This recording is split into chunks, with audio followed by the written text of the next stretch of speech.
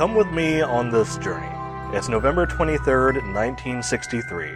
The news of President John F. Kennedy's assassination has taken up most of the day's programming. The sun is beginning to set, and at 5:15 p.m., you hear this strange, otherworldly music with a title card reading, Doctor Who. As the music fades, you're greeted with fog. The camera moves slowly, revealing a policeman walking past a junkyard. And we're off on the oldest and longest-running sci-fi adventure on television.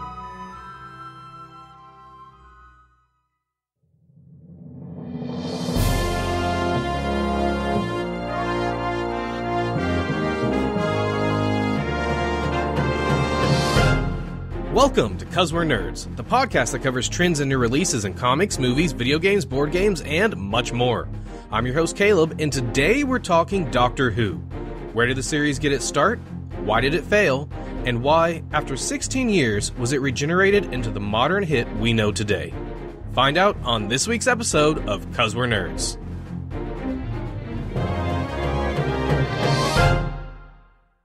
Hey everyone, welcome back to another episode of 'Cause We're Nerds. Today we are in the CNC Power Hour recording area for their Twitch stream.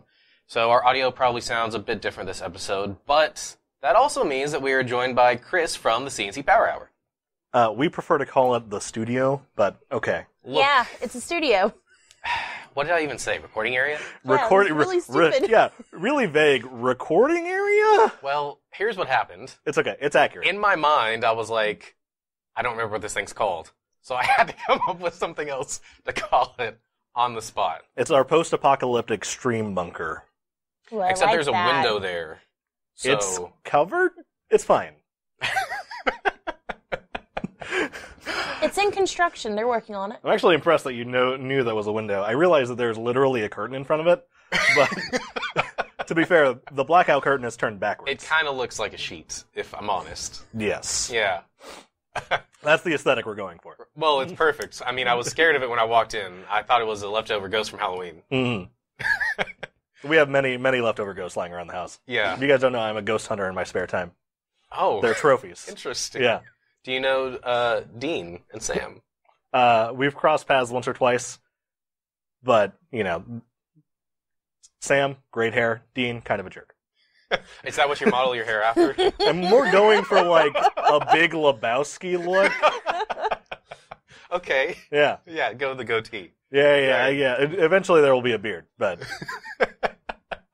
I'm taking my time. Also joining us is first time on the 'Cause We're Nerds show. She joined me for a couple episodes on 'Cause It's News. My wife, Courtney. Hello. 10 out of 10, hello. You nailed it. We got there.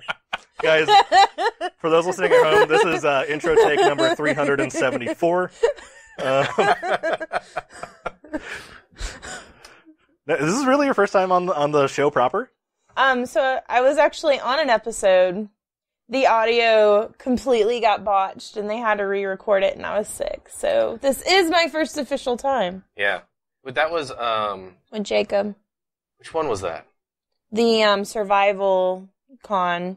Yeah, the Comic-Con Survival episode. You guys should definitely go back and check that out if you're planning on going to a con anytime soon. We give you all the hints you need to make sure that it's a successful time. But it really stinks because you missed out on a great episode with me. It was so much better than the one you got. We can't refute that. I mean, I do have the audio files. I could put it up as a special bonus episode. Oh, that would be cool. The audio's really bad. It's like okay. you All right, popping. Horrible. We have like a poll, like which version of this episode was better. Right. Just Caleb's version or Caleb's version? Thanks. It's a win-win for everybody. I like it. Okay, so today, obviously, we're talking about Doctor Who. So, Chris, this is kind of something you wanted to talk about. Yeah, I think the only reason Caleb let me actually talk about Doctor Who this time is so that I would stop bugging him about it.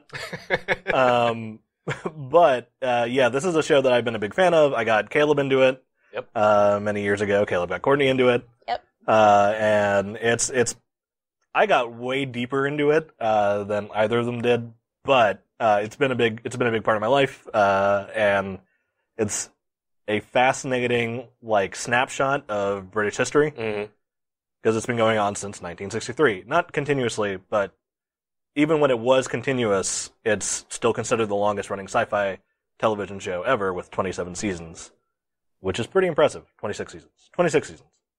Wait, so is the current running one 6 or 7? 26 or 27? It's 37. So, Wait, what? The original run went from 1963 to 1989. Okay. Yeah. Gotcha. So that block is the longest running sci-fi television show, period. This is also 10 seasons. I don't want to call it, it's not a reboot. The regeneration of the show, as Caleb put it earlier. It was very, very clever. Is going on for 10 seasons, which is longer than any of the Star Treks, any Star Wars show, anything like that. So I think that is also now the longest running sci-fi television show in history. Okay, cool. Before we get too far in, I thought we should give people a quick explanation of what Doctor Who is.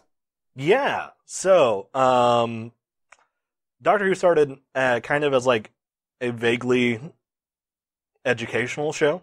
It was supposed to teach science and history to kids. It was actually kind of created to just fill a blank time slot in the BBC schedule. The BBC, if you guys don't know, it is the British Broadcasting Channel Company. I can't remember. But it's a free public broadcasting channel in Britain. We get it over here as well. Yeah. In the U.S. Thanks to BBC America, we get it over here in the U.S. through PBS and BBC America over the past 20-something years. It's a fascinating show. Since it ran so long, you can see how politics kind of changed and took an influence on the show, which is really, really cool. But more importantly, it's like a positive, semi-pacifistic way of resolving conflict in the show. Like that's the primary drive, is to solve the problem with as little violence as possible, which is not something you see a lot in sci-fi or just television in general. Right, yeah. So the actual show that, if you go in now, the show you'll see is basically about this alien person whose name is the Doctor, who goes around and solves people's issues and is usually accompanied by at least one other person that is commonly referred to as their companion. And that's pretty much the basis of it. He/she/it regenerates. Into new people, but it's the same person. Yeah, so before James Bond kind of like started changing actors because the franchise was going on for too long, Doctor Who did that, and they eventually worked it into the canon and called it regeneration, where they can change who the actor is at any given time, and it kind of changes the direction of the show, which we'll definitely get into. Yeah. So, Chris, you've got a whole bunch of stuff prepared for us. Yes, it's mostly to keep me on topic. But I'm not going to talk about everything that we have prepared. I am going to breeze through it as quickly as possible, though. Okay, so I figured maybe also tell everybody our exposure to Doctor Who. You have the most out of any of us. Yeah, I have seen every episode possible. Because of the BBC's practices, they got rid of old tapes. So not every episode's available, but the audio of every episode survives. And so people made like recreations of it, like drawings or using photos that were taken on set and for promotional material. I've seen every single one of those. I've listened to a bunch of the audio plays. I haven't read any of the books. That's a lie. I've read a couple of the books. And yeah, so I have spent a lot of time with Doctor Who. Now, Courtney, you have the second most exposure. Why don't you tell us what you've seen? Yes, so I kept hearing you talking about Doctor Who and how Chris had shown you Doctor Who and all this other stuff, and one day I was sitting at home flipping through the channels and I came across an episode and I was like, oh, let's watch this.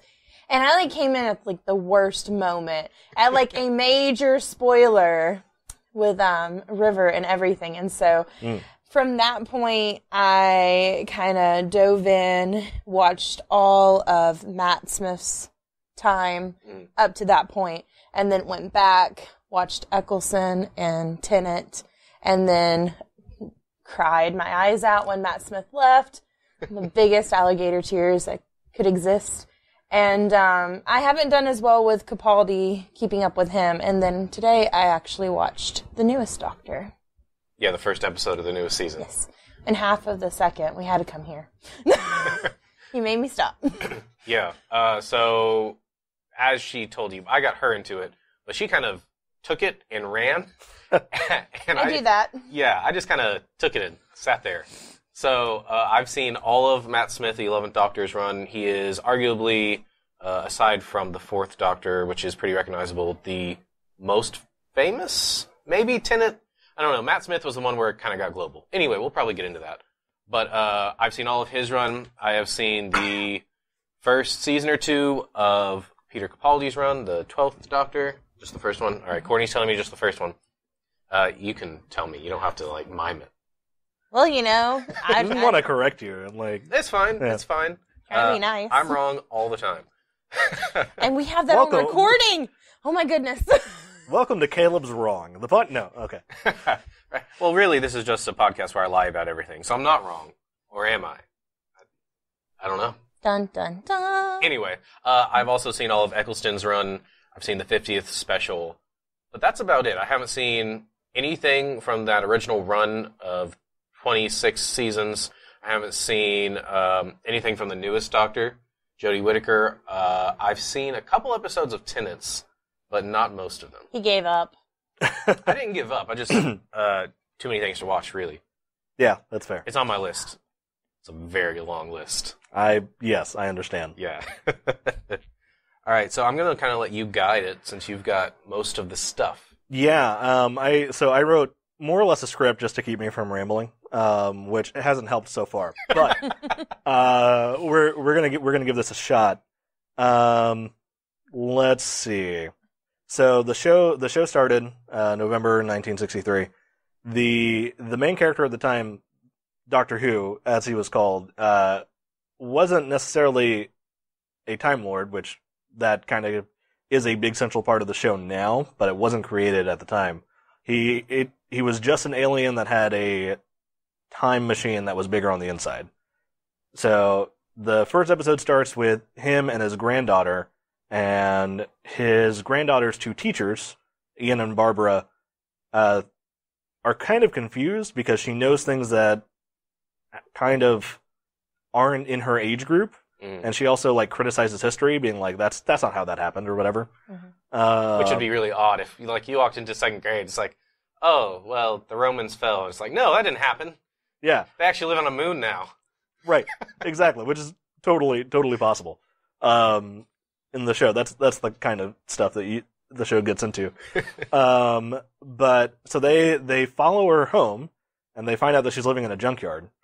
And in this junkyard, there's this old police box, which in Britain, it's literally a box that people can use to call the police, or the police can use to detain criminals that they've apprehended until transport arrives. Really? Yeah. 100%. I didn't know that.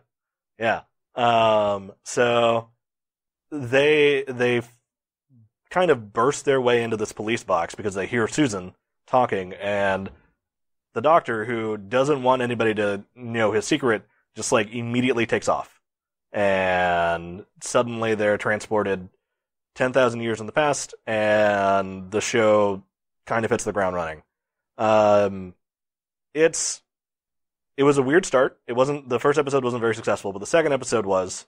The show was kind of told in serials, where each episode is part of a larger story. That's anywhere between 2 to 12 episodes.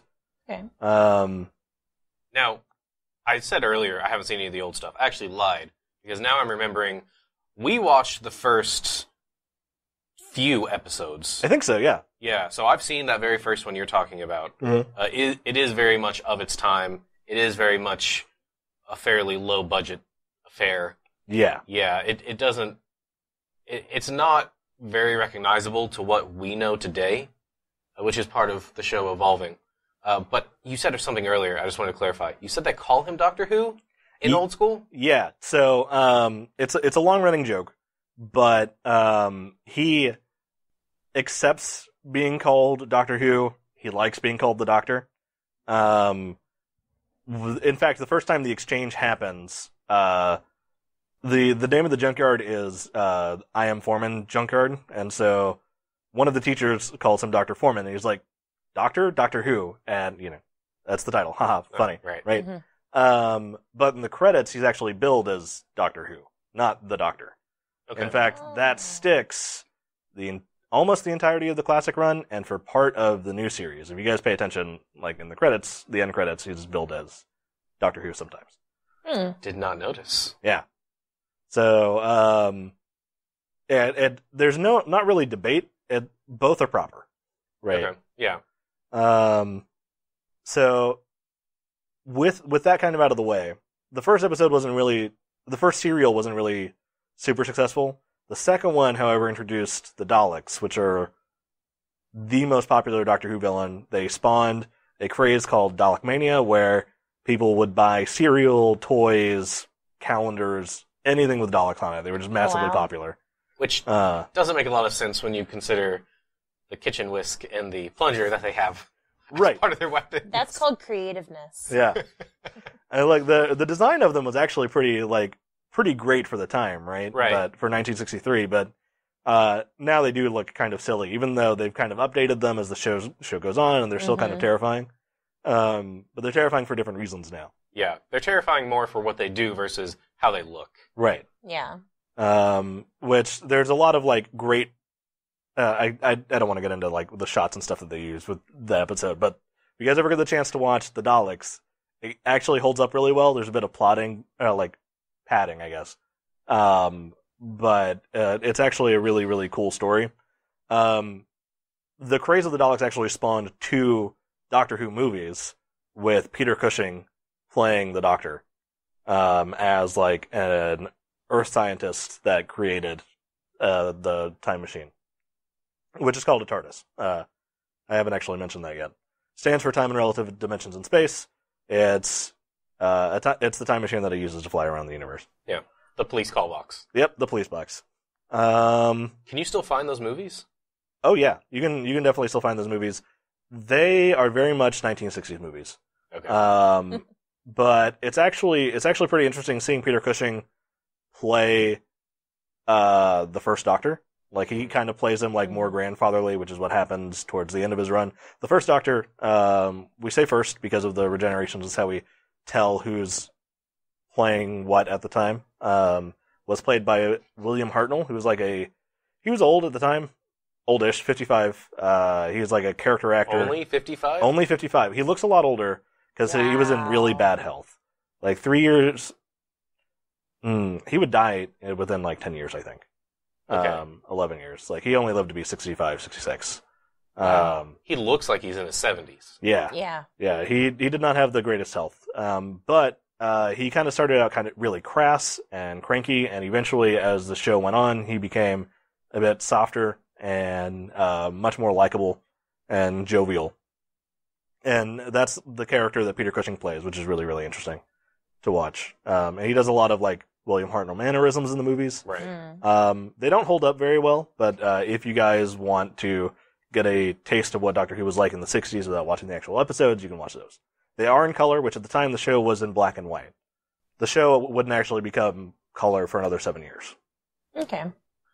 Let's see. So the style of the first Doctor episodes were kind of historicals. A lot of times they would go back in time and try to fix stuff. Or just kind of try to survive. One of the ones that survives in its entirety today is called The Aztecs. Great episode if you ever get the chance to watch it. Let's see. But yeah, I'm trying to keep myself on track because otherwise I'll be here forever. So, when you say that like they go places and they try to survive or whatever, I know in the newer episodes there's usually some kind of reason that they go where they go. Or end up there. Right. In the originals, is it kind of more random? It's just like, oh, well, this episode, we're just going to go here for no reason. Yeah, it's... In the beginning of the show, he couldn't really control the TARDIS that well. Okay. Not that the Doctor can really control it now, it's a long-running joke. But he definitely couldn't control it then. They kind of just show up, and they bounce between the future and the past a lot. Not so much present day in the first season, or in the first couple of seasons.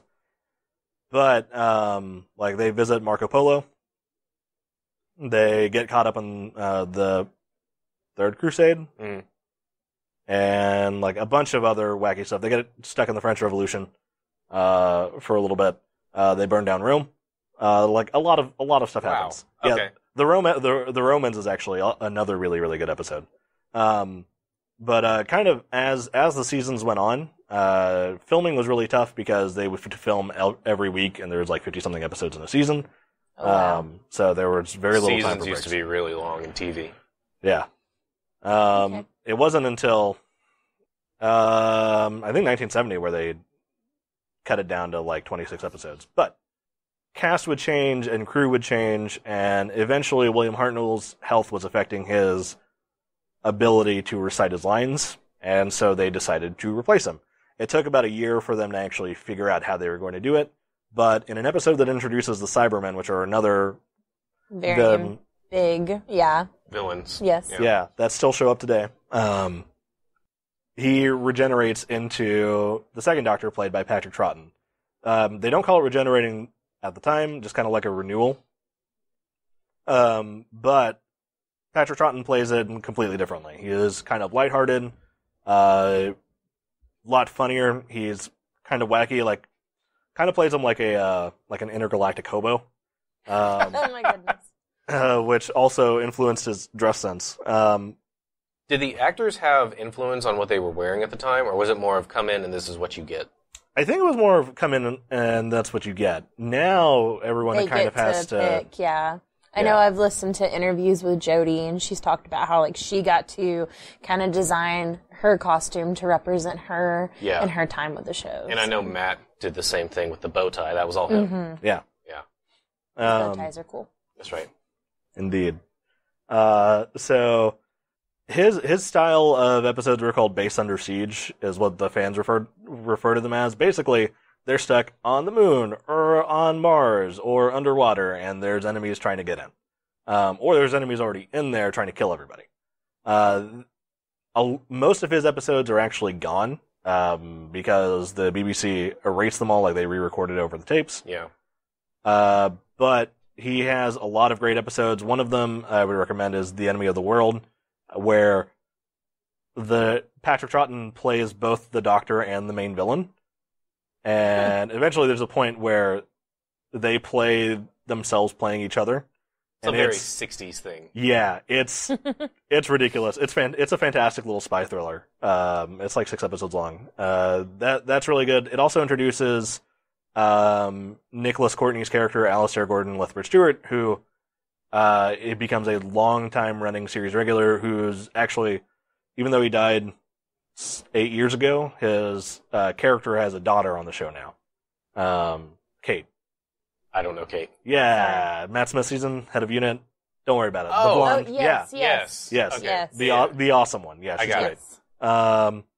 So, I guess that's a spoiler. Whatever, it's fine. Not really. Yeah. It's a few years If you're old listening now. to this, you got spoilers. Sorry. Yeah. All of the spoilers. We're going to try not to spoil anything from the newest season, I think. Right. Everybody dies in every episode. Yep. That's how it goes. Thanks to time travel, everybody lives at the end. But no, that's actually never how anything works out. So this season also introduced the Time Lords at the very end, which forced him to regenerate. He actually had to call them in because of dire circumstances, and it's a very interesting first look at the Time Lords. It's the first time that they're mentioned, and they're kind of like a really stoic, stuffy group of people. It turns out that the Doctor's actually a renegade who ran away from home, and he's not supposed to meddle in time. Time Lords are only there to guide it and keep other people from meddling in time.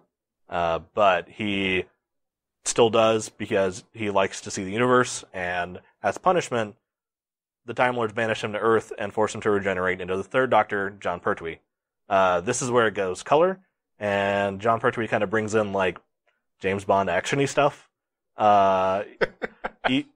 Even though he was a comedic actor at the time, he wanted to play it really dramatically, and he brings in a special type of martial arts called Venusian Aikido, which is a pacifistic way of dealing with all of his enemies. Wait a minute. Yeah. Pacifistic martial arts. Yeah. Basically kind of I think Vulcan nerve pinch. Okay. but pre-Vulcan nerf pinch. Do you know what that is? I do. Okay, Yeah. good. Thank you. So that, like, sword fights, car chases were a big thing in this era.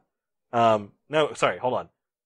Let me explain that to vehicle chases, because there's at least one chase scene that goes over 2 episodes that is going from, at some point, a car, a boat, and a helicopter. That sounds very James Bondy. Yeah, it was absolutely ridiculous. This introduced the Silurians, which are like a lizard people race that still show up in the show. Yeah.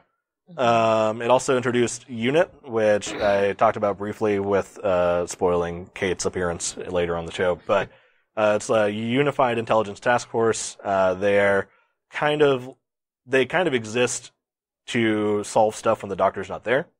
And because now the Doctor's stranded, he acts as their scientific advisor. Because he's stuck on Earth, thanks to the Time Lords. Did they take his TARDIS? How is he stranded? They took his TARDIS's ability to dematerialize. So they took the dematerialization circuit, which is a plot point for a couple of seasons. Okay. Him trying to fix it and it not going well. He can still use it to, like, fly around and go different places. Nope. Actually, he can't. I think he can, in fact, physically move it. Because he does that a couple of times. But he can't travel in time, and he can't really travel off Earth. Okay. He stays in London the whole time. So there's a big emphasis kind of now on, like, his sonic screwdriver and the different technology in the show. What was that like back in the Third Doctors? Has it got to that point yet? Yeah, so the Second Doctor is actually the first one that started using the sonic screwdriver, which is a big, it's a big thing now. It's actually, honestly, it exists to solve problems that otherwise would take 20 minutes. That would take an entire episode, right? Mm-hmm. It's like they have to escape, easy, pull out the sonic screwdriver, open this lock, just move on to the next plot point. The sonic screwdriver can hack computers, can open locks, can kind of do anything unless whatever it's interacting with is made of wood. 'Cause reasons. So, that wasn't used as much as it is today, because the episode structure has changed a lot to what it is today, which we'll talk about later. At the time, it's still 20-minute episodes, multiple episodes per story. Usually around 4. This is the time where they condense it to 4. Maybe 6, I think was the longest one in Pertwee's run. This season also introduced the Master, which was kind of like his Moriarty to the Dr. Sherlock Holmes. A very popular villain. It's the Master's another Time Lord that the Doctor's known all of his life, and so they kind of like just get into fights, basically. Right. Yeah. One of the car chases, or one of the sword fights involves the Master, and it's actually really, really good. Let's see. It also introduces Sarah Jane Smith, which is one of the most popular companions, played by Elizabeth Sladen. She ends up getting her own spin-off show. Well, one spin-off attempt in the 80s, and then a successful spin-off in 2008, called The Sarah Jane Adventures. Mm-hmm. Okay. Yeah. Which was clearly aimed at kids, but it was really, really good. This is also the first time they had an anniversary episode. So the 10th anniversary episode, they brought back Patrick Troughton and William Hartnell to reprise their roles. It's the first multi-Doctor story called The Three Doctors. At the end of it, his ability to travel in time and space is restored. And so the show kind of goes back to the status quo. Eventually, the actor playing the Master dies, and a bunch of people leave the show. And so John Pertwee decides that it's time for him to leave, and they bring in Tom Baker. Tom Baker is the most prolific, iconic Doctor. He's the one with the long scarf and the big overcoat and the hat. I guess it's not really a Stetson. I guess it's. I don't know what it is. It's a legitimate fedora. That's right. It's like an actual fedora, not a tiny trilby thing that you see today. So he kind of played it kind of aloof and very alien. Like, he would be extremely caring, but he wouldn't get regular human concepts a lot. And so just did that to kind of remind people that the Doctor is an alien. The first couple of seasons were really, really dark and awesome. Some of the best stories in the entire show come from these first couple of seasons. However, some people thought that it was too traumatizing for children and petitioned the BBC to either cancel the show or lighten up the tone. So the BBC caved and moved Philip Hinchcliffe, who was the script editor at the time. I haven't actually talked about how this works, but behind the scenes, the script editor is kind of the driving force behind the vision of the show, and they hire a bunch of different writers to just write the actual episodes, and then they kind of edit it and make sure that the Doctor's character is consistent. Mm-hmm. If they leave, they're replaced, and the show kind of goes into a new direction. So Philip Hinchcliffe, who was producer and script editor at the time, gets replaced by Graham Williams, who lightens up the show's tone a lot and brings on Douglas Adams, who, if you guys don't know, wrote Hitchhiker's Guide to the Galaxy in its many forms, and Dirk Gently's Holistic Detective Agency, which I think is still a running show on Showtime, starring Elijah Wood. Yeah, I've seen like an episode of it. It's kind of weird. It's very weird, but it's pretty good. I've only seen like 4 episodes. I need to go back and finish it. But this is where the show becomes its most popular. It's really lighthearted, really, really clever. The episode City of Death, written by Douglas Adams, was watched by 19 million people, which at the time was like 25% of the entire population of Great Britain. Wow. So, like, this show was popular. I don't know any show in the U.S. that you could walk into, like, an office building and 1 out of 4 people have watched it. Yeah. Walking Dead at its height. Yeah, okay, so maybe when Walking Dead started, maybe when Game of Thrones started, and when American Idol started. Those are the only 3 I could think of, maybe. But it's absolutely insane. You would need to also factor in, like, where you work. Yeah, where you work, and like, also... If you, for where I work with a bunch of women, like, you can walk in and you're going to have, like, all of them have been watching This Is Us. Right. So, I mean, it just depends on... Right. A lot of factors. Yeah, also America's way bigger. Like, America's huge. So, like, not only in tastes and size and whatever. We're getting political, guys. Yeah, many. America's huge. Sorry, it was a size joke. We're big. We're spread out. Yeah. Anyway, it's fine. So eventually, Graham Williams and Douglas Adams left. Tom Baker was kind of tired with how they were changing the show, so he left. Actually, hold on. Before he left, John Nathan Turner, who There's a lot of names. I'm just gonna let you know. I know. John Nathan Turner is the last showrunner we're going to need to talk about. Okay. Because he is the one that gets the show canceled. Oh no. Yeah, so he comes over. Good job, dude. Yeah. I have thoughts and feelings about this guy. But we're not going to talk about those. He comes on and he kind of takes the show more serious. Tom Baker liked it when it was lighthearted, so after a couple of seasons, he decides to leave. Also, like, the script quality wasn't great. But he leaves and he becomes, or the Doctor regenerates into the 5th Doctor, played by Peter Davison. Peter Davison, fun fact, father-in-law of David Tennant. Mm-hmm. Yeah.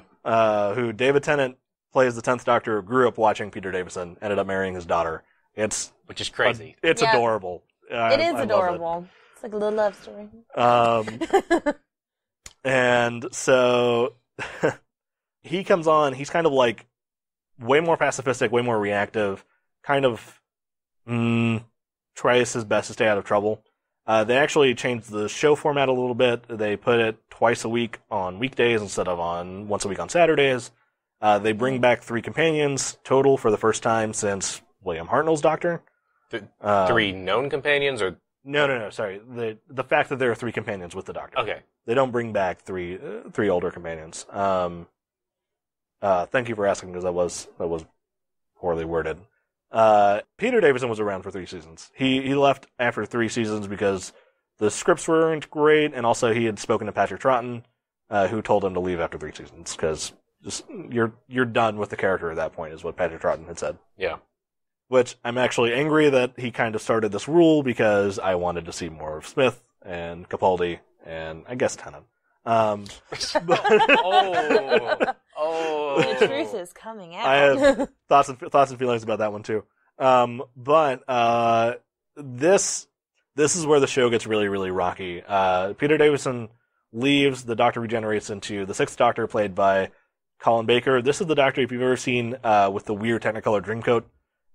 Just mismatch of patterns on his coat. Great actor, really, really bad scripts. Just low production value, inconsistent writing, and it just didn't work out. So after a season, the main guy over the BBC was like, "We're putting this on hold. I don't want another season of this." Fans and actors on the show kind of rallied together and created a charity single called Doctor in Distress to kind of show their support for the show. Oh. It's awful. Don't listen to it. I know the sentiment is great. However, the song is not. But they brought the show back for another season. They changed the episodes to 45-minute episodes, even though they're serials still. So 2 to 3 45-minute episodes would cover a story. Okay. They bring the show back, and there's actually a season-long story called The Trial of the Time Lord, which takes over the entirety of season 22, 23, I can't remember. 22. It's not well received because the writer, Robert Holmes, who wrote some of the best episodes of the show beforehand, actually, a lot of the best episodes of the show beforehand, he died before he could finish the script, and someone else finished it. Someone else, they had to scramble to finish it, and it didn't make sense, and also keeping up with an entire, long, convoluted season didn't really work out for viewers, and so they fired Colin Baker before his 3 years were up, and the Doctor regenerated into the Seventh Doctor, Sylvester McCoy.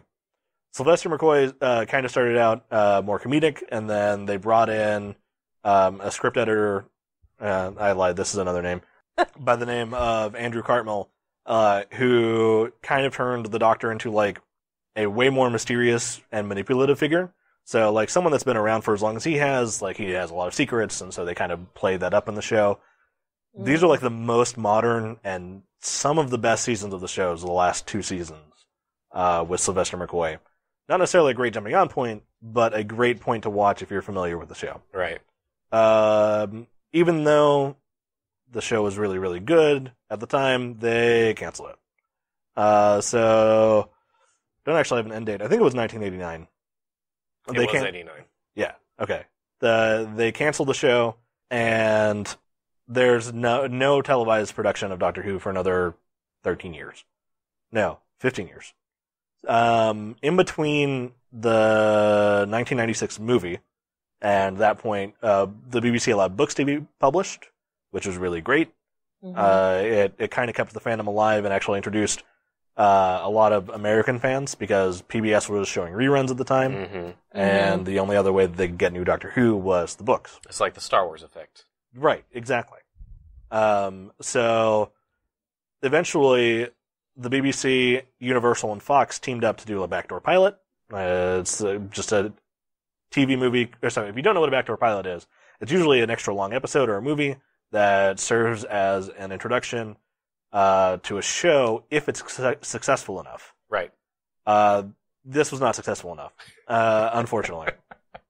The movie starts off with Sylvester McCoy getting shot in San Francisco and regenerating into Paul McGann, the Eighth Doctor, who, until 2013, his only on-screen appearance was the movie.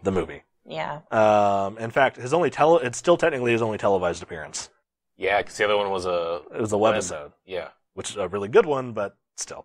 So, that didn't work out, but in the meantime, Big Finish Productions picked up the rights to do stories with the Doctor. So, they wrote audio plays for the 5th, 6th, 7th, and 8th Doctors. Some of them adapting the book, a couple of the books, a lot of them original. They vary in quality, but they're actually really, really good. I've listened to the first, 60, 70 or so. And I like them a lot. They're a lot of fun. They're a cool way to spend time with these Doctors that are only got 3 seasons.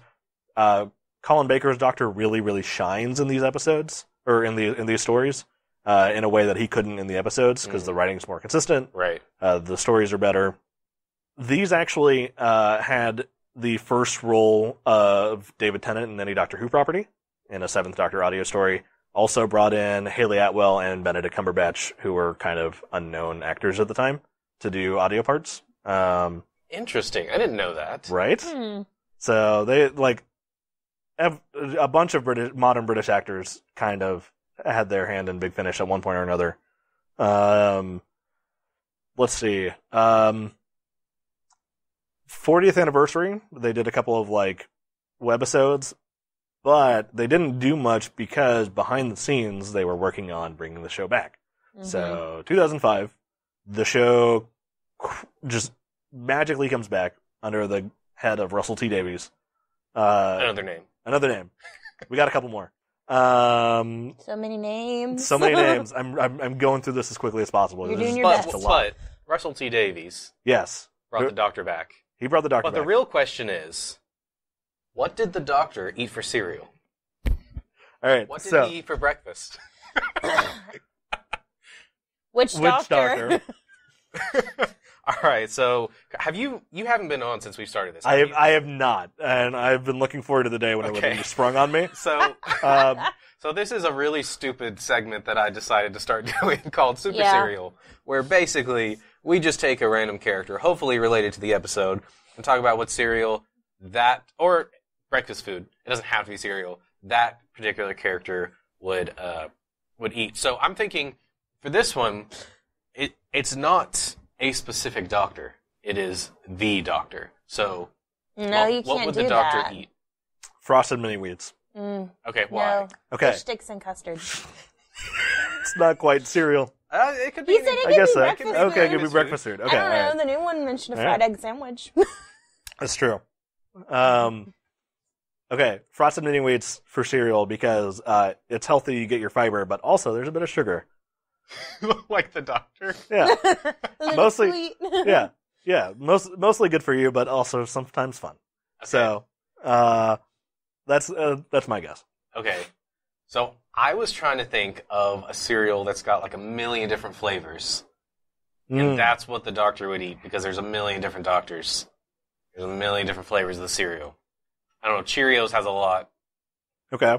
I don't know. I couldn't think of one in particular. It would be interesting if there was a cereal that changed flavor the longer it's sitting in milk. I guess that all cereals do. Rice Krispies? Okay. Maybe.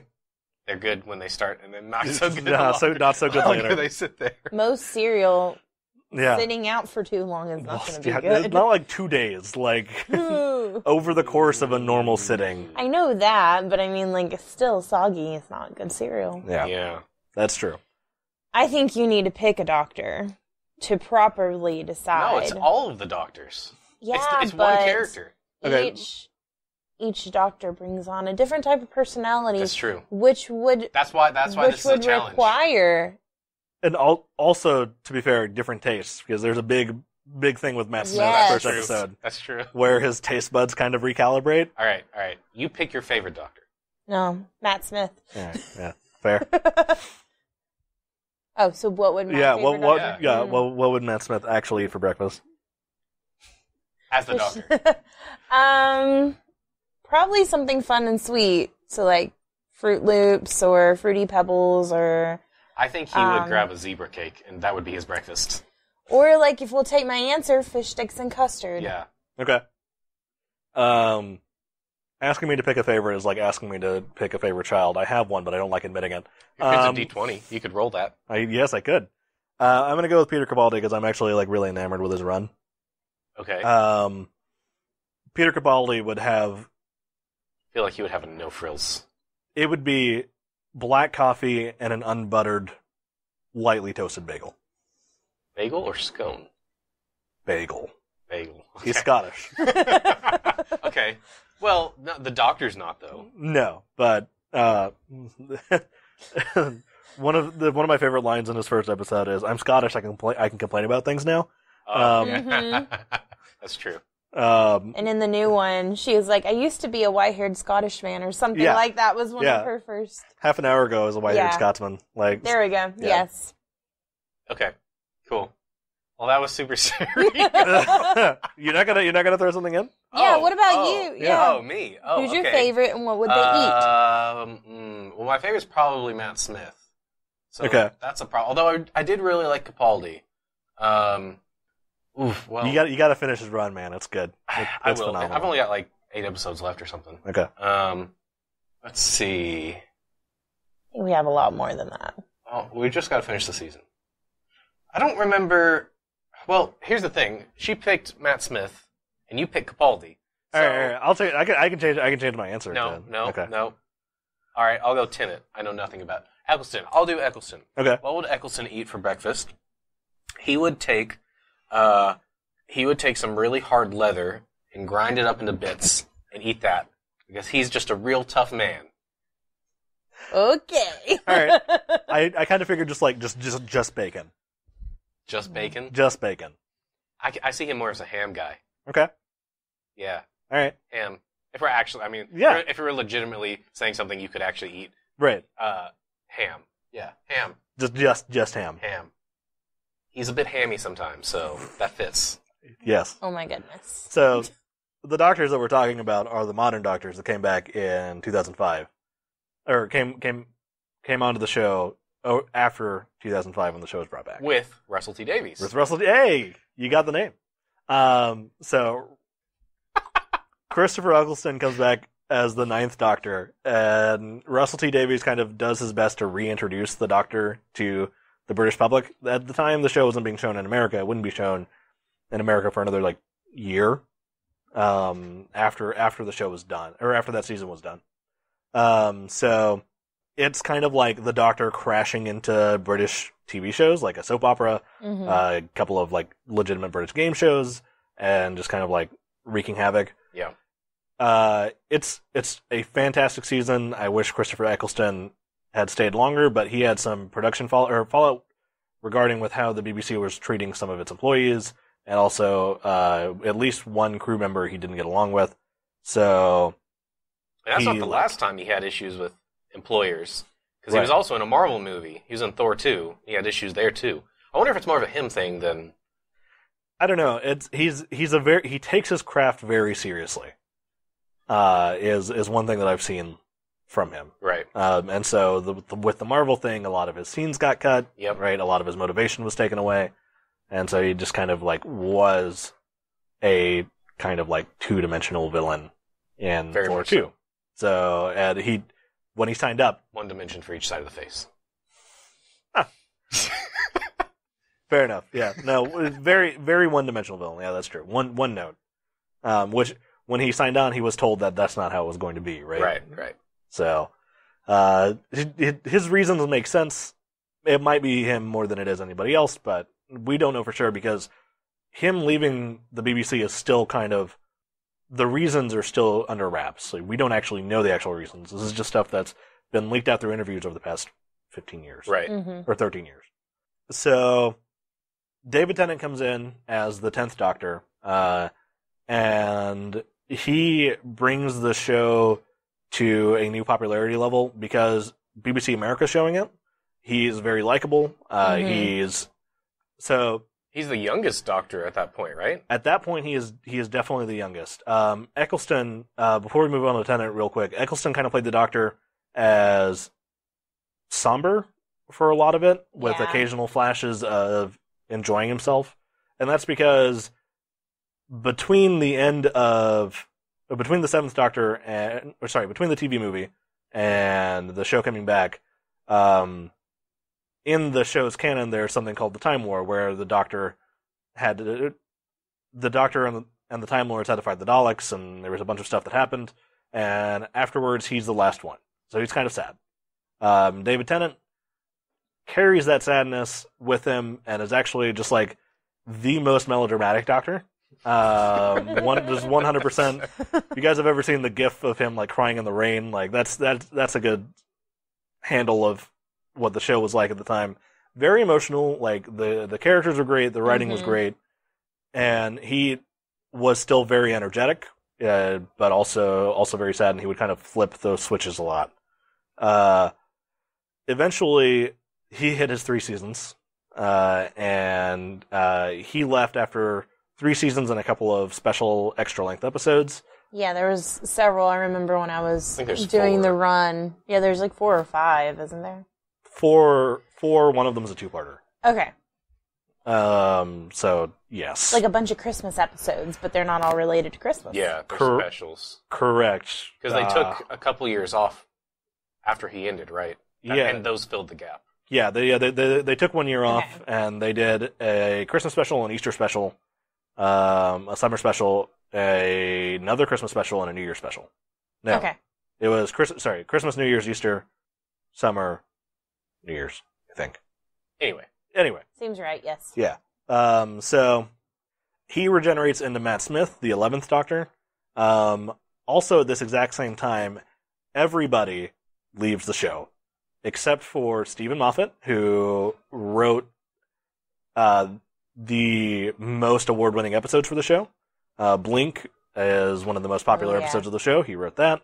He also wrote The Doctor Dances and the Empty Child from Eccleston season, Silence of the Library, Force of the Dead. Such good episodes. And something else. He stays and the composer stays. The composer Murray Gold stays, but everybody else leaves the show. So they have less than a year to get the show off the ground, and they do their best, and it's actually a fantastic starting on point. Season 5 of the new show is a great place to start on. It's where I started, Caleb. That's right. Mm-hmm. I guess that's where you started eventually. Kind of. After she spoiled herself with that one episode. Yeah. Yeah, I took her back to the first episode of season 5. Because I just saw, and I was like, oh, let's see what this is about. Fell in love. Just did not realize that I had ruined, I believe, the whole season. All of season 6? You saw one of the biggest revelations of all of Matt Smith's run. Yeah. Yeah. So Stephen Moffat's like storytelling thing was like he would create like seriously not necessarily convoluted but complicated plots, and it's not necessarily that they hinge on the twist, but there's a lot of setup for the twist, which doesn't always make sense if you really think about it. Yeah, it doesn't always pay off, but the logic kind of works. In the moment, you don't notice. Right. Yeah. Yeah. So he's really, really good at telling television stories, right? Not necessarily like, actual plot, but stories within television he's really, really good at. So they bring in Matt Smith, who is now the youngest, still currently the youngest person to play the Doctor. Mm-hmm. He plays it very whimsical, very fun. Very energetic, but also he's not in the center of the frame a lot. He's actually like bouncing around the set. Yeah. And he can also be very, very serious when it's called for, and he's actually kind of an intimidating Doctor with all the stuff that he does in the show. Mm-hmm. Mm-hmm. He's also the main cast member for the 50th anniversary of the show, which we all saw together in theaters. That's right. It was a worldwide simulcast, which is like, I'm pretty sure it's the first of its kind, but... I think so, yeah. That was a while back. It was 2014? 2013. 13? November 23rd, 2013, yeah. Oh, goodness. He knows. I know. Yeah, we drove an hour to find a theater that was showing it? Yeah. Yeah. Worth it. Yep. Oh, I went to Battle and Brew and watched it afterwards. Nice. It was great. So that episode, that was Matt Smith's second to last episode. Later that year, he regenerates into Peter Capaldi, who grew up watching the show. Well, I think we should mention with Matt Smith that while Tenet kind of brought it to a more global audience, Matt Smith kind of propelled that even farther, and I think he's really the reason that Doctor Who reached the heights that it did. Yeah, so that's actually a really, really good point. So I guess the level it works at is David Tennant made it international, Smith made it global. Yeah. Smith seasons also had like really, really strong female characters, which also brought in a lot of females. And his cast was generally young too, so that helped bring in a lot of people that previously saw it as a bunch of old people running around the show. I mean, because all the classic Doctors were pretty old. Yeah. Even though Eccleston and Tennant were younger, Eccleston at least carries himself as a much older person. Tennant, but there just wasn't as much exposure with him. Yeah. Right. And so the show became just massively popular, and unfortunately the viewing numbers eventually fall off as things do.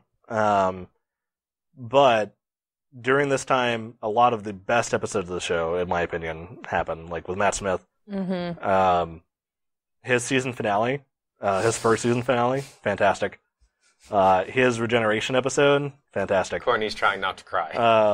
There's a lot of emotions. It's really, really good. He was around for a little over 3 years, and great episodes. Also, some bad episodes. So the thing about Doctor Who is when it's great, it's amazing. Yeah. When it's bad, you can kind of do without the bad episodes, but most of the time it's good. But the highs are really, really high, and the lows aren't that low, but they're still noticeable. Yeah. So his season was also, fun fact, his season 6 was the first one to be shot in America. Like, part of it was shot in America, the season opener. Yep. And they started doing Comic-Con at that time. They started attending panels and different things like that. Yeah, so they really upped the hype around the show and the fan interaction. But eventually, Matt Smith regenerated into Peter Capaldi, who grew up watching the show. There's actually alongside the show, still going, is a magazine called Doctor Who Magazine. And in one of the first 20 issues or so, there's a fan letter from Peter Capaldi. Really? Yeah. Oh my goodness. It's adorable. He was like maybe 10 or 11 at the time. Aww. And his dream came true. He eventually became the Doctor, right? Like he absolutely wanted to grow up to play the Doctor, and he did.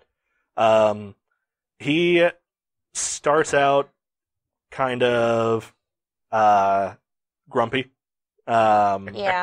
Surly, and he eventually softens up. He's still very like direct, but in a fun way. Great episodes with his seasons. A lot of emotional highs. Eventually, he has to leave, and actually Moffat leaves too because he's done. Yeah, he's been with the show for 7 years.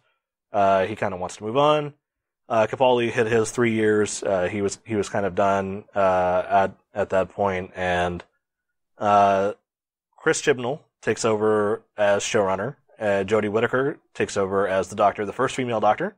She is the current Doctor. The current season is built as another jumping-on point. Chris Chibnall said that there are no returning villains from earlier in the show. Interesting. For the first season, at least. For the first season, yeah. And you gotta have the Daleks at some point. Right. Some Cybermen. Exactly. So It wouldn't be Doctor Who without them. They'll come back eventually. Yeah. Next season, I'm sure. But he did that specifically so that people could come in and just kind of watch. It's also the first time we've had 3 companions. In a while. Well, 3 consistent companions. Yeah. There have been times where 3 people have like been inside the TARDIS at the same time, but not necessarily all companions. The delineation is... It doesn't matter. Fans will talk about it back and forth all day, but it's the first time we've had 3 regular cast members for what's supposed to be an entire season. The season's still going on. Episode 5 comes out today. Yep. Well, today, the day of recording, 11/4. We're about 2 weeks out of schedule on recording. Yeah. So almost 7 episodes by the time this comes out. Yeah. Yeah. But yeah, so show's still doing well. Chris Chibnall, who he wrote a couple of the episodes for the Doctor Who spinoffs, Torchwood, which was billed as a much more mature science fiction adventure show. Very, very mature. Also had Peter Capaldi in a non-Doctor role in its 3rd season. Dark, but season 3 is fantastic. If you guys ever had the chance to watch the show, definitely check it out. Don't watch season 4. Aw. I know.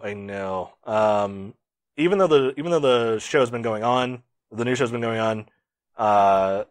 Big Finish is still producing audio stories. Mm-hmm. They've actually gone back with David Tennant and done some 10th Doctor audio stories after he left, which I think that there's a new one that comes out soon. There was a spin-off show called Class a couple of years ago that I liked, but it didn't do very well. They're actually continuing that in audio stories as well.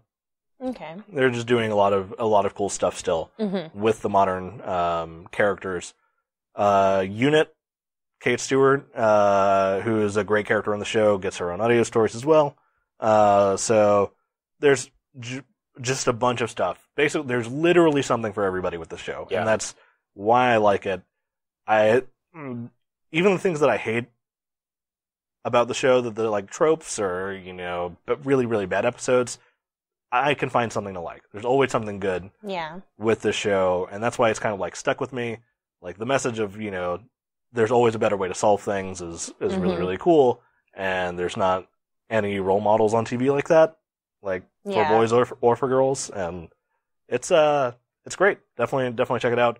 This was a lot. I talked a lot. I talked the entire time, but it was your topic. Yes, it was my topic. We finally got it out of the way. Caleb, thank you so much, because now I will stop bugging you about it. It's all good. I mean, there's tons of stuff we didn't really touch on. We haven't talked about the comics at all. There's a whole line of comics. Yeah, multiple lines of comics. There's comics running within the monthly Doctor Who magazine. There were comics produced by Marvel, some by IDW. Currently, a couple of Doctors have their own just comic book lines through Titan Comics, which are varying quality, but they're mostly pretty good. Yep. The 50th anniversary movie that we went and saw actually introduces another fairly important Doctor, but he's fairly self-contained to that movie and a couple he's not really in the numbering episodes. And everything. And some audio stories and some books. Well, I'm sure all the tertiary stuff explodes, but he's in there too, so you might see pictures of him, played by John Hurt. But yeah, rest in peace. Died a couple last year? 2 years ago, maybe. He might have been 2 years. My years are all running together at this point. I was thinking we'd only seen one season of Capaldi, but maybe we've seen two. I think we've seen two. If you guys are on Bill, then you guys have seen two. We've seen two, then. Yeah. But we're only in 3 episodes of Capaldi. Okay. But I will agree that Jodie's point is a good stepping on point, because I haven't finished Capaldi, and when I took the time today to kind of watch it, it kind of rejuvenated that love of Doctor Who as I was sitting there watching it. I'm like, oh, I've missed this. Right. She's got similar. She really, I feel kind of has a good Matt Smith kind of esque to her, maybe mixed with some other, just a little bit, not in his amazingness, but I guess when Matt Smith ended, and you talked about Capaldi when he started up, he was a more harsh Doctor, so it was kind of hard to go into him, because I had such a love for Matt. So it was it was a very different thing. And so for Jodie, it was kind of took me back to that time of a little bit better. Mm-hmm. And I know that casting a female Doctor is fairly controversial. There's a lot of people that wanted it. There was a lot of people that also didn't want it. Right. Jodie Whittaker, though, I saw her in, what's the name of it? Broadchurch? Broadchurch. Mm-hmm. Broadchurch. Also written by Chris Chibnall. Really? Mm-hmm. Oh. That show is phenomenal. Yep. It's also got a American version with the same lead actor, which is Mr. Tennant, which is strange. But she's in the British version, and she's phenomenal. So if they had to pick someone to be a female Doctor, I think that she is probably one of the best choices out of the limited range of British actors I know. Yeah. It's literally her or Hayley Atwell. Right. Which, bring her on. She said that she wanted to be Doctor Who before. She'd be fun too. Yeah. Yeah. She would play very differently, I think. Oh, yeah.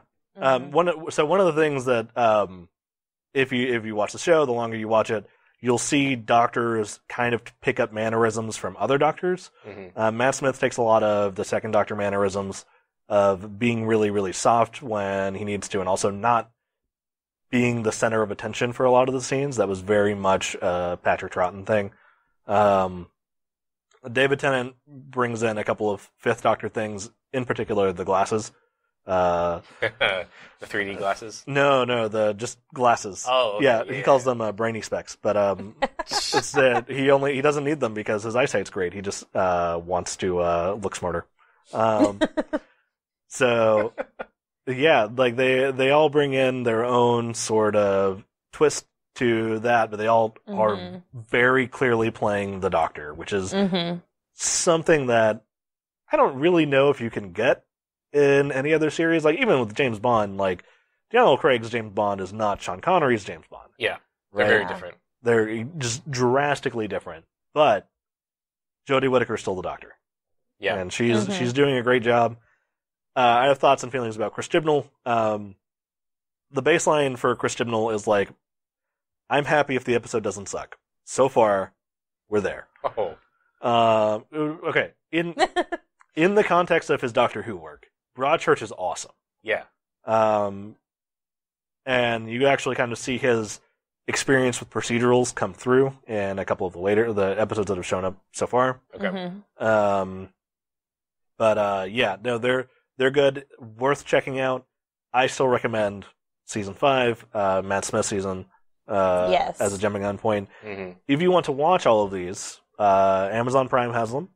We are not sponsored by Amazon Prime, but Amazon, if you're listening, we would love to be sponsored. Yeah, hook Caleb up with that money.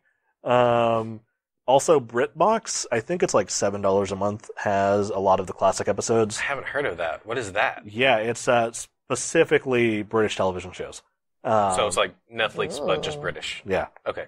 They happen to have the rights for Doctor Who. I don't know what modern seasons they have, because I don't have access to it. I know some of them used to be on Netflix. I don't They're know if not they still anymore. Are. They took them off. Took it over. And put them on Amazon Prime. Gotcha. Which originally, that's how I got you to watch it, was through Netflix. Mm-hmm. Yeah. But now it's just Amazon Prime and BritBox. Definitely worth checking out. A lot of fun. I'm extremely passionate about the show, as you guys can tell, but you'll find something to like. And if you don't, I'm sorry. There's something wrong with you. Oof. Ooh. That's a serious statement. Throwing down. Yeah, I would agree with Chris. I think that bar Jodie Whittaker's Doctor, because I haven't seen that, season 5 is the best. I will say that Eccleston's season and Tennant's seasons feel oddly dated. They're very 2005. Compared to when Matt Smith comes on. Matt Smith's, I've seen some episodes fairly recently. They are a little bit of their time, but they're not so much as the other two, which make them, I think, a lot harder to jump onto, even aside from the story beats. Right. Yeah, Eccleston's season in particular is really, really tough because it literally exists to remind the British public what Doctor Who can do. Yeah. And that's how the episodes are structured. So it's not great for Americans to jump on. David Tennant's season 2, is a direct continuation of season 1, so that's not a really great jumping on point. Yeah. The best jumping on point for Tennant would probably be season 4, which is his last season, but it's him and Catherine Tate.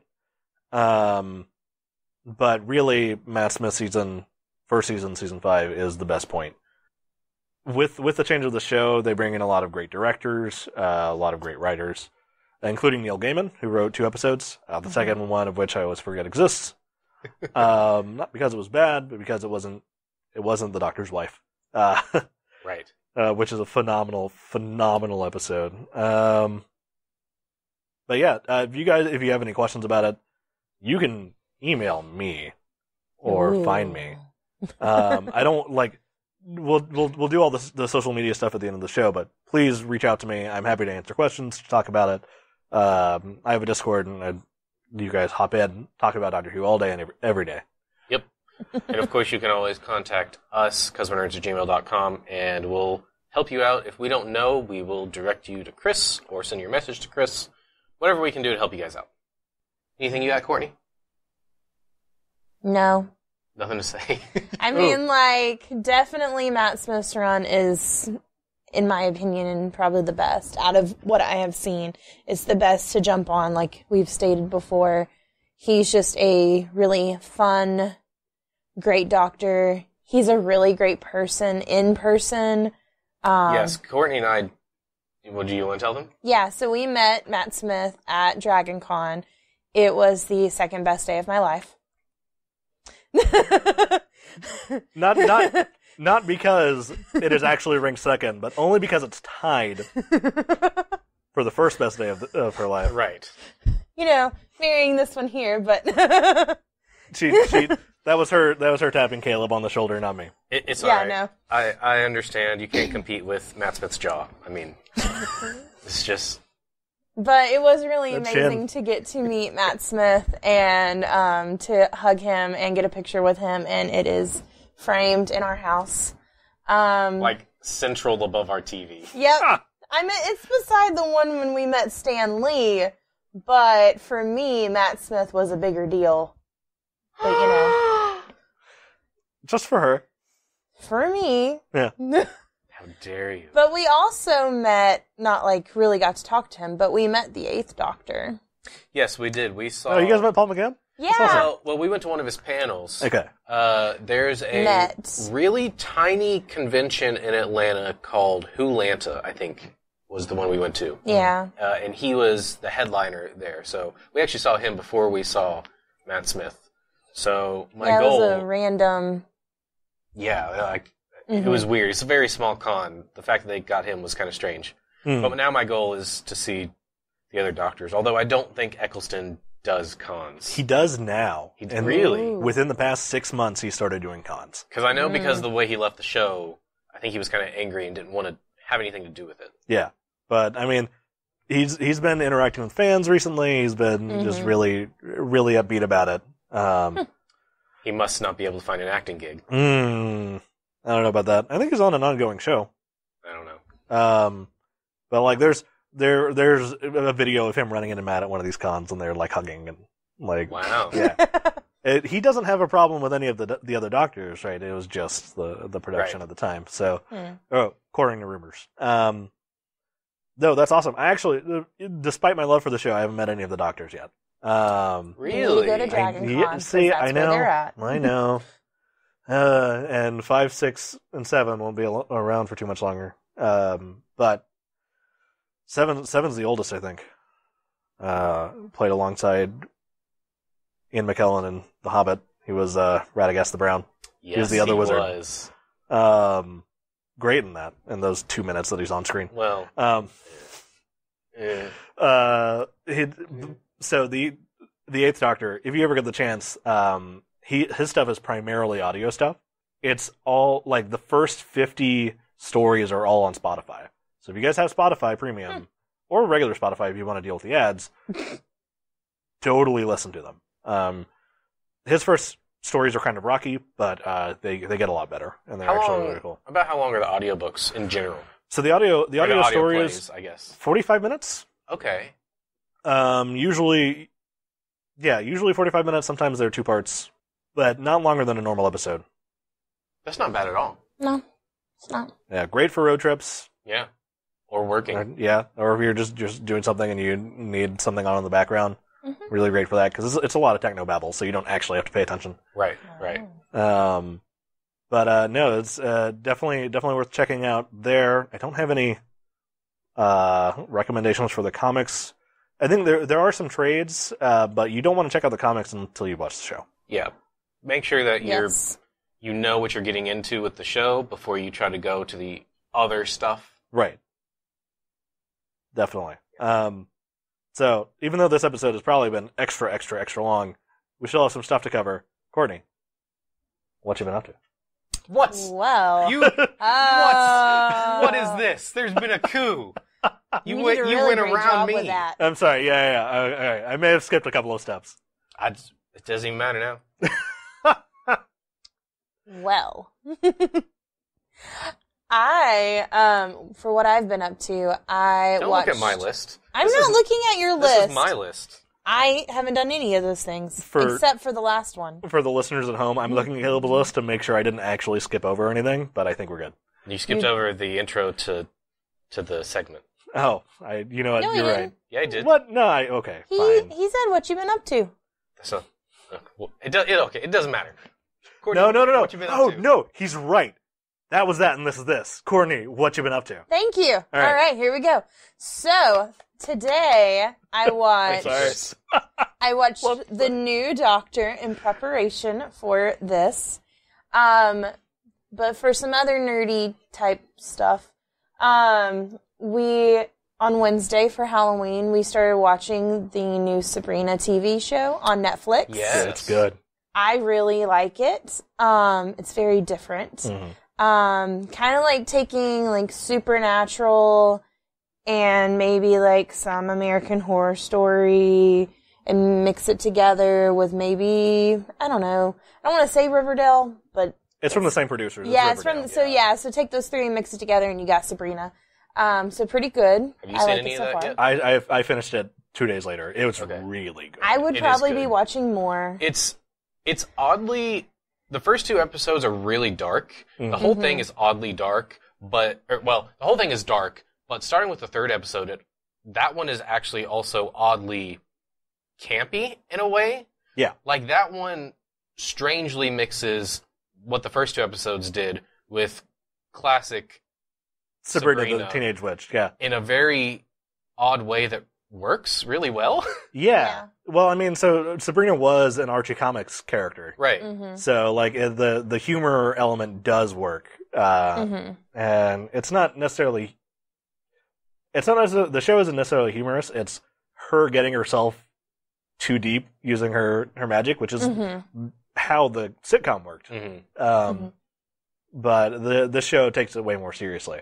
Yeah. The cast is fantastic. I love every part of the main cast. I agree. Zelda and Hilda, Ambrose is fantastic. I know, I like him. He's so charismatic. I know. The first episode, I leaned over to Caleb and I really like his character. Like, I don't know if he existed in Sabrina and the Teenage Witch. I don't remember him. I thought he was going to turn to the cat. No. Yeah, he did think that. Okay, that's fair. So, that, and then the last thing that's on Caleb's list, but I'll let him talk about that. Chris, aside from putting together this wonderful episode, what have you been up to? No. What? Oh, nice. no.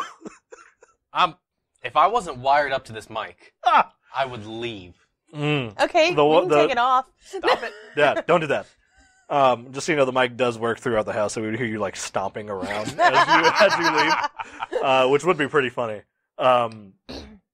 But thanks for asking, Caleb. Hey now, and Courtney, the marriage unit that is known as the Hardens. So, like we were talking about, I finished Sabrina really quickly. I also finished Castlevania Season 2, which is on Netflix. Okay. Really, really good. Is it longer than the first season? It is twice as long as the first season. So it's 8 episodes? 8 episodes. Okay. So combined, it's 12 episodes, 6 hours of your life. Check it out. Whether or not you know anything about the games, definitely worth watching. I actually started My Hero Academia. I know. Hold on. So I watched the first episode. I wasn't impressed. A week or 2 later, I watched the second episode. Suddenly, I finished 3 seasons, and I didn't know where my pants were. But, fantastic show. I love the pace. The characters are great. What else have I been doing? Still playing through Kingdom Hearts stuff. Wow. I know. I've finished 3 games since you've started. I've been taking weeks off at a time. You've been busy.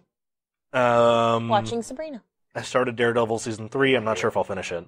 What? Oh. Yeah, I haven't actually watched Iron Fist or Luke Cage Season 2. So I've heard that 3 is really good, though. I've heard that 3 is really, really good. I only saw the first episode. It might be another My Hero Academia thing where I watched the second one and I'm like, all right, this works. Started going into One Piece because My Hero Academia, I have to wait for the dub because I do it while I'm watching other stuff. Yep. And One Piece fills the shonen void, even though I'm really angry with how shonen the shonen show is. So, wait, which one? One Piece.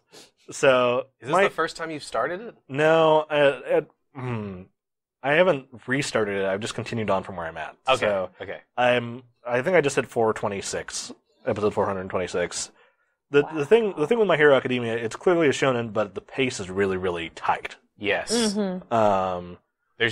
It doesn't feel like there's filler. Except like the one episode where they call out that it is legitimately filler. Yeah, it exists to be. Yeah, for the movie. But we went and saw it. It works. We saw the movie. I can't find the movie anywhere yet. It doesn't exist online. Yeah, because it's just came out. I know. Yeah, and I missed it. If I had watched before, I would be fine. You could have come to Chattanooga with us. I could have. Clay watched it down here. Yeah, we went with friends. Oh, okay, gotcha. Oh. But it's really, really great. The thing with One Piece is that it's the most shonen. It created a lot of the tropes. It's been going on. It's not longer than Dragon Ball and Dragon Ball Z, but longer than Dragon Ball Z. It started before Dragon Ball Z did. And it's just like, a lot of the tropes bug me. Especially now that I'm paying attention to it for a personal project that I won't get into. Vague. Okay, alright, fine. So, I got tired of, like, in One Piece, I've noticed that, like, the plot doesn't start for the next episode anywhere between 4 to 10 minutes into that episode. And so I've started tracking when that happens so that other people in the future, when they get to these episodes, can skip straight to the freaking point. I'm sure Caleb will appreciate that because he's at like 40 right now. Oh, okay. Well, when you get to episode 400, man, I got you. It's gonna be a while. All right. But like the longest title card appearance, which is where the show actually like starts after the recap, so far is like 7 minutes and 30 something seconds. Like it's like half the episode. Yeah. It's ridiculous. Anyway, so I started tracking that to save other people from this fate. What a guy. Yeah. The things I do for you people. But so that's been fun. When this episode comes out, I will have been watching a ton of Desert Bus. So Desert Bus for Hope, because I'm not going to have a chance to talk about it anytime soon. It's an annual charity put on by Loading Ready Run, where they raise money for Child's Play, which helps stock children's hospitals with video games and board games, not just for the children that are staying there, but for the parents that have to come visit the children and often stay there overnight. It's wacky, weird. They play Desert Bus, which is a game that was made as a joke by Penn and Teller. Didn't actually get released, but the premise of the game is you drive from Tucson to Vegas in real time. It takes 8 hours. On a bus that drifts slightly to the left and can only go 55 miles an hour. So each trip from Tucson to Vegas is 1 point, and then you turn around and you go back. So they play this game as long as people donate. The more people donate, the longer they play. They have raffles and prizes and stuff. By the time you're hearing this episode, it will be the last day. Check them out at desertbus.org. I can go and tell you it's been an emotional ride, because every year is an emotional ride. It's a lot of fun. It's really, really positive. It's my favorite week of the year. And then, I have another thing that I've been doing, which is, I'm going to take up this episode because I haven't been on in a while. There's a podcast called Welcome to the Magic Tavern, that I've been listening to. It's like an improv podcast where this guy fell through a dimensional portal behind a Burger King in Chicago. And he's still getting a Wi-Fi signal through said portal. So he's hosting a podcast at this tavern with his wizard friend and his roommate, a talking badger who's actually shapeshifter. It's ridiculous. It is a ton of fun. Episodes are like 20 minutes long. Definitely check it out. It's called Welcome to the Magic Tavern, or Hello from the Magic Tavern. I started listening to it 3 days ago, and I'm 20 episodes in. It's ridiculous. It's been a lot of fun. All right, I'm done talking. That's it. Wow. I've been up to a lot. That's a lot. And when was the last time I was on the show? Like 3 months ago? No. It was like 2 months. 2 months. A month? 2 months ago? A month and a half ago? But the important question is, Caleb, what have you been up to? You're supposed to join in. We're going to do it together. You know Try that again. I think Caleb should ask himself, because he hasn't actually asked anybody yet. All right, fine. Go ahead. I hate you all. Fair. Anyway. we earned I'll that. remember that. What have I been up to? I am almost done with The Punisher. I have one episode left. Okay. I was going to watch it last night, but we did something else instead, which I'll get into in a second. Should have been Doctor Who. It's really good. Punisher is really good. The second to last episode, which is what the last one I've watched, got really, really brutal in a graphic, like violence sort of way. More than the rest of the show has, which is saying a lot because the show is pretty brutal. Have you? I have not watched any. I have not watched any of the Punisher or Luke Cage or Iron Fist season 2. Okay, so Courtney has watched a little bit with me here and there. She's not really following it though. What I've watched is good. Yeah. Okay. The show is really good. Like it's probably just as good as season 1 of Daredevil. So I've just got to finish up that last episode, which I will definitely get to. The other thing I did yesterday was I had a friend down and we went to the movie theaters and watched the Dragon Ball Z double feature. Okay. That was in theaters instead of just watching the copies I have at my house. Right. Right. Spend all Wait, the is money. this the Brawley movie? No, that's later. That one's already happened, I think. Oh, okay. Gotcha. Yeah, I think that one's already happened. I thought it was December. Maybe. There's another one in December. They had a bunch of dates. Yeah. This one was the TV special Bardock, the Father of Goku, and the movie Fusion Reborn. Oh, okay. Gotcha. Yeah. I've seen both of these. I think that we are actually going to end up doing... I don't know how we're going to do it, if it's going to be a side series, if it's going to be an extra thing, but I think we're going to end up doing a retrospective on the Dragon Ball movies. Awesome. At some point. So I don't want to go in too deep, but let me just tell you, neither of those are great. Bardock, Father of Goku, the guy that voices the main character, also voices Krillin, which distracted me the entire... I just hit my mic, but that's okay. Distracted me the entire movie, and the dubbing is also pretty bad. I think it's right after the new cast took over originally, so they have not gotten into their roles and wasn't great. The other one, Fusion Reborn, was super short. It was like 45 minutes, and it was better. The voice acting was a lot better. It was just a little bit weird. I mean, it was enjoyable, but a little bit weird. So that happened, and then I went home and I wanted to watch more Dragon Ball. So we watched more Dragon Ball Super, which we've been sort of kind of trying to get through in time for the movie in January. Okay, gotcha. So we watched a lot. I say a lot. We watched like 6 episodes, 6, 7. We shotgun. We weren't planning on it. Yeah. No, that's a lot. Yeah. That's a lot of time. I know. I told him, I was like, we should watch Doctor Who to prepare for tomorrow. He said, okay. Then we always watch the stuff you want to watch. I want to watch Dragon Ball. So we sat there and watched it. Then when we were done, I was like, Doctor Who? That was not at the same time, though. She said that earlier in the day. I did. Hey guys, welcome to Chris Does Not Want to Be a Marriage Counselor, the podcast. No. Chris. All right. Chris, I love you. We've got so many problems. I love you guys so much. Let's just lay them out. All right. I'm just kidding. It was for the bit. Okay. If you need to talk, I'm here for both of you. Anyway. Yeah. I'm not sure if the listeners are, but hey, if you are, email.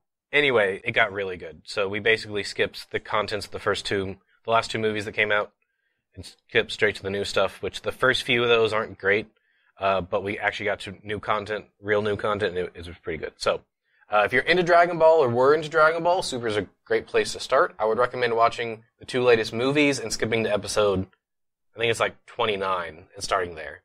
There's a Winnie the Pooh robot thing in it. No, the robot was a thing, and then Winnie the Pooh was a thing. He's not a robot. Oh. What is he? A giant bear. Sorry. There's like a Winnie the Pooh giant bear thing. There's also a robot. That is correct. There you go. Anyway. This is all par for the course for Dragon Ball. Yeah. Yeah. So that's what I've been up to. Probably some other things, but I don't know. Yeah. It's hard to keep track. Yeah. No, I listed literally everything because I'm not sure the next time I'm going to be on. But yeah, bunch of stuff. I'm glad that you guys have been catching up on DB Super. I watched the first couple of episodes and kind of lost. They're like the first few? The first few, even though I'd seen the movies. I was going to. Yeah. And then I decided better of it, and I'm glad I did. Yeah. I may end up doing that, but until then, One Piece is the main thing that I'm watching. That's enough. That's more than enough. Well, guys, thank you so much for joining me on this extra long, extra special episode hosted by Chris from the CNC Power Hour. Yeah. No, thank you so much for letting me come on here and just talk. I always appreciate that. You did a great job. Oh, thanks. Yeah, so I guess, are we doing the where to find us stuff yet? Is that what we're doing? We'll do that in just a second. Okay.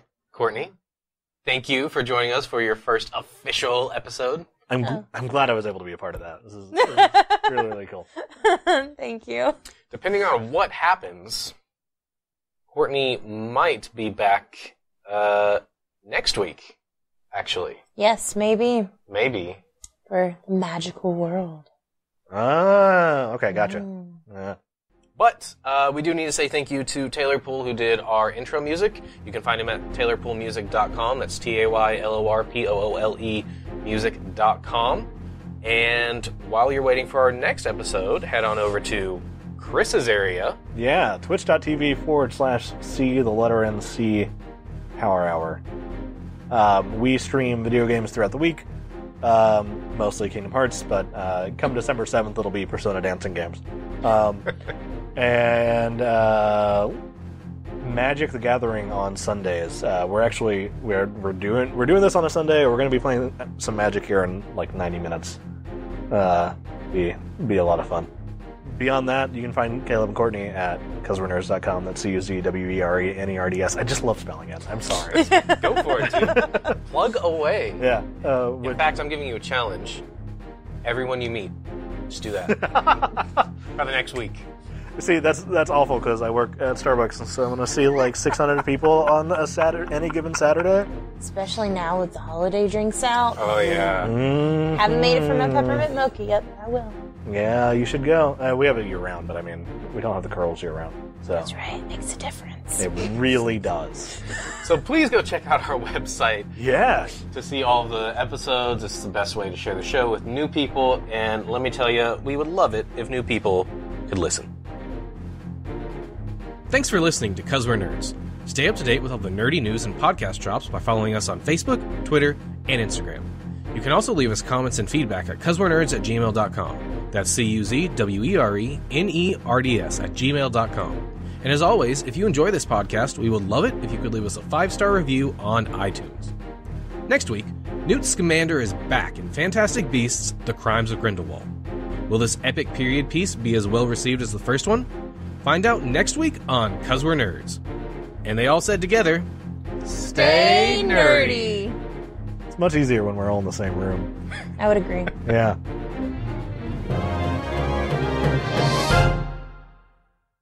I feel like I'm kind of left out here because he's got notes, you have notes, and then there's me. You knew you were going to be on the show, so I don't want to hear it. I found out 2 days ago. No. Yeah. I can give you a pen and a piece of paper. Makes you feel any better. No. No. Because then I'll start clicking the pen. Oh no. He'll get mad at me. I'll give you a dry erase marker. No, you'll probably just play with a cap. Yeah, she'll be fine. Speaking of which, I'm going to take these away from you. Because you think I'll play with them? Yeah, that's what they're there for. So these are like a litmus test. Basically, if you can solve what it is in under 5 minutes, we ask you to leave because you're clearly way too smart to hang out with us. I'll let you play with them later.